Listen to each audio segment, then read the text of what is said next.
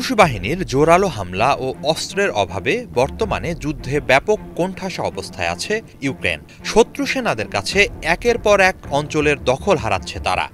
ঘোর সংকট আসন্ন বুঝে দীর্ঘদিন ধরেই যুক্তরাষ্ট্রসহ পশ্চিমা মিত্রদের কাছে আরও অস্ত্রের যোগান চাইছেন ইউক্রেনের প্রেসিডেন্ট ভলোদিমির জেলেনস্কি। তবে অভ্যন্তরীণ বিভিন্ন জটিলতার কারণে ঠিকঠাক যোগান দিতে পারছিল না পশ্চিমারা। অবশেষে তার সমাধান হলো।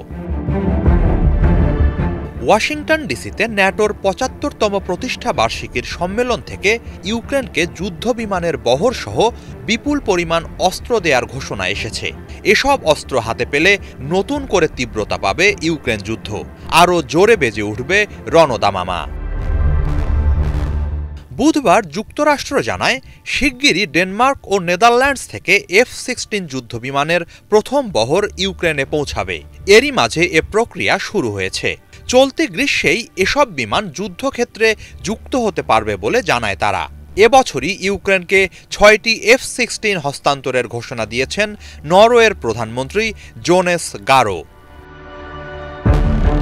একই সাথে আগামী কয়েক মাসের মধ্যেই ইউক্রেনকে যুক্তরাষ্ট্রের প্যাট্রিয়ট সহ ৫টি স্ট্র্যাটেজিক ও কয়েক ডজন টেকটিক্যাল আকাশ প্রতিরক্ষা ব্যবস্থা হস্তান্তরের ঘোষণা দিয়েছে ন্যাটোভুক্ত দেশগুলো। একই সাথে বুধবার ইউক্রেনকে ইতোমধ্যেই সরবরাহকৃত অস্ত্র সংক্রান্ত নতুন ক্ষমতা দিয়েছে যুক্তরাজ্য। দেশটির নতুন প্রধানমন্ত্রী কিয়ার স্টারমার বলেন, ইউক্রেন চাইলে তাদের সরবরাহ করা অত্যাধুনিক স্টর্ম শ্যাডো ক্ষেপণাস্ত্র দিয়ে রাশিয়ার মূল ভূখণ্ডে বিভিন্ন সামরিক স্থাপনায় হামলা চালাতে পারবে। এসব ছাড়াও এদিন F-16 যুদ্ধবিমানের গোলাবারুদ বাবদ কিয়েভকে নতুন করে $৩২৫ মিলিয়ন সহায়তার ঘোষণা দিয়েছে নেদারল্যান্ডসের প্রতিরক্ষা মন্ত্রণালয়। নতুন করে যুদ্ধের তীব্রতা বাড়ানোর উদ্দেশ্যে ন্যাটো ও পশ্চিমা দেশগুলোর নেয়া এসব পদক্ষেপে ব্যাপক ক্ষুব্ধ রাশিয়া।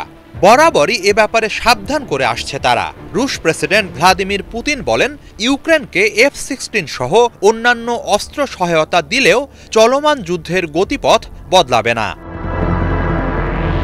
ইউক্রেনকে F-16 দেয়ার এই পদক্ষেপকে ন্যাটোর পক্ষ থেকে ইচ্ছাকৃতভাবে শত্রুতা বাড়ানোর আহ্বান হিসেবে দেখছেন রাশিয়ার পররাষ্ট্রমন্ত্রী সের্গেই ল্যাভরভ। পশ্চিমাদের সরবরাহ করা অন্যান্য অস্ত্রের মতো এসব যুদ্ধবিমানকেও ধ্বংসস্তূপে পরিণত করার হুঁশিয়ারি জানিয়েছেন তিনি। বুধবার পুতিনের প্রেস সেক্রেটারি দিমিত্রি পেসকভ জানান, যুক্তরাজ্য যদি ইউক্রেনকে স্টর্ম শ্যাডো ক্ষেপণাস্ত্র দিয়ে রুশ ভূখণ্ডে হামলার অনুমোদন দেয়, তবে তার পাল্টা প্রতিক্রিয়া দেখাবে ক্রেমলিন। এর জন্য দিতে হবে চড়া মাশুল। হিজল জোবায়ের, বাংলাভিশন।